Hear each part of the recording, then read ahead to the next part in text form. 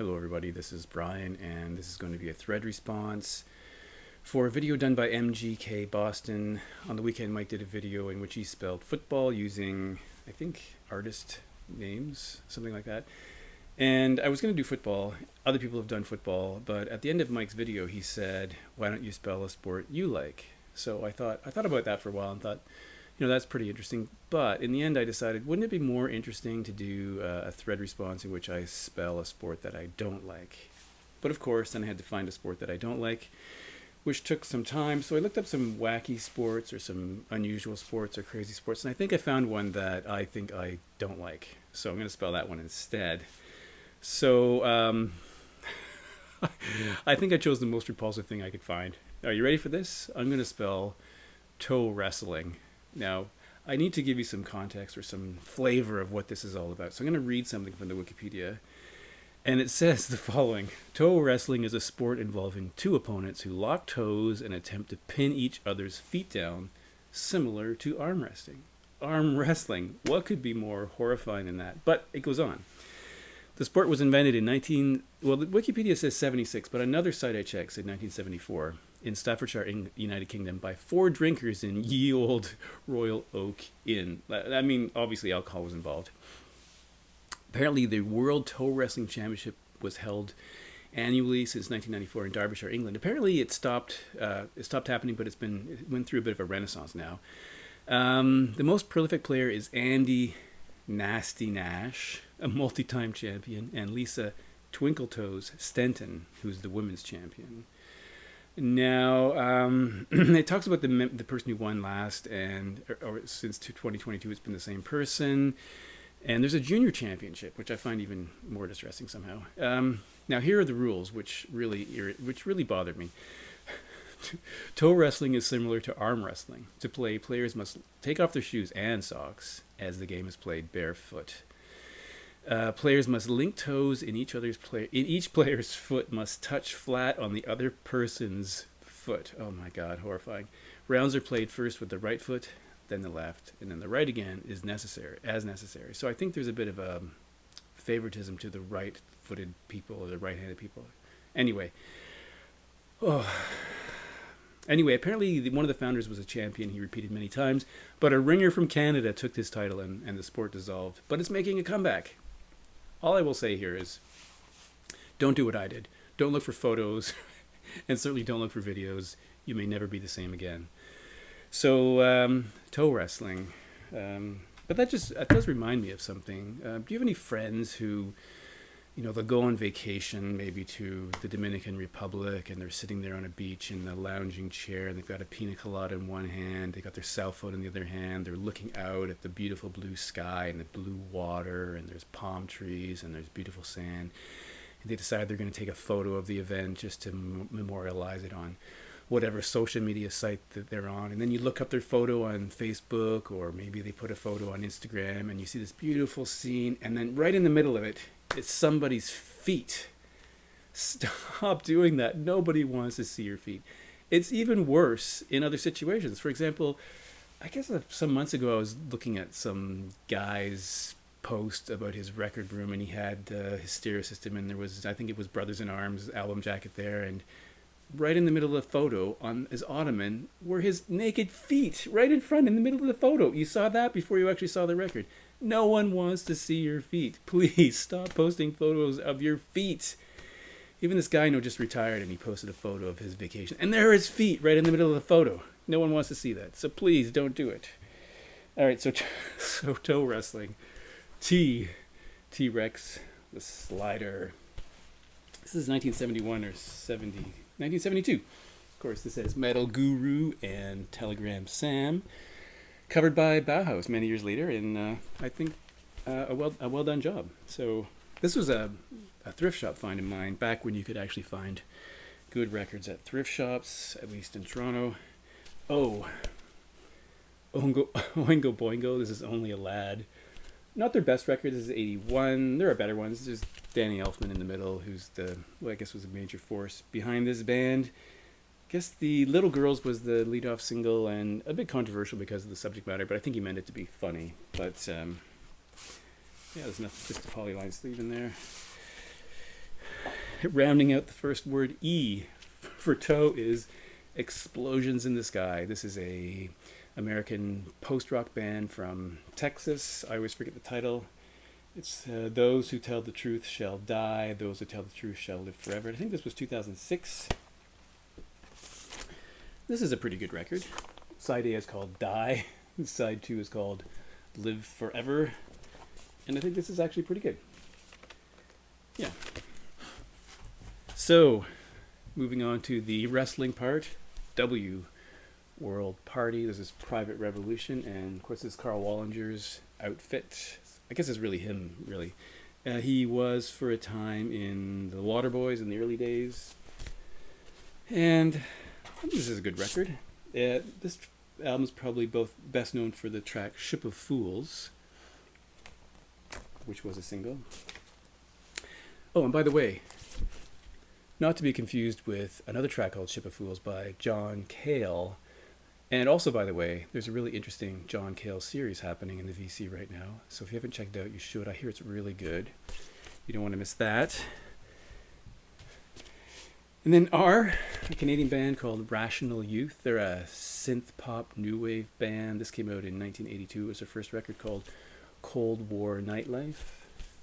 The biggest track on here, obviously was Saturdays in Silesia. I saw this band in the mid-'80s, back in the day. Really enjoyable night. This is a great record, though. This is really hard to find. Although it was re-released as a double LP version, and I maybe should have picked it up, but I didn't. Cool red labels there. Interesting Canadian band. And another Canadian band for the E is Exhaust. This record is called Unregister, and which translates to recorder, I think. This is another weird post-rock band. I believe the three things in this band are drums, clarinet, and a tape machine, which is kind of interesting. And this is actually a really interesting record. Oh, there's a poster in here or something. Yeah, that's just the track listing done like this. It's a pretty cool record, not hard to find, out of the Constellation Records in Montreal. S, Susie and the Banshees. This is an album called Join Hands for 1979. Weirdly, this is a German pressing. Don't know why I have that. And I believe this was album number 2 from the band. The insert. And I believe the single on here was Playground Twist, but I don't know how popular that was. I don't think it was ever compiled on their compilations like Once Upon a Time and Twice Upon a Time. For T we have Think Man, which is really a solo project from Rupert Hine.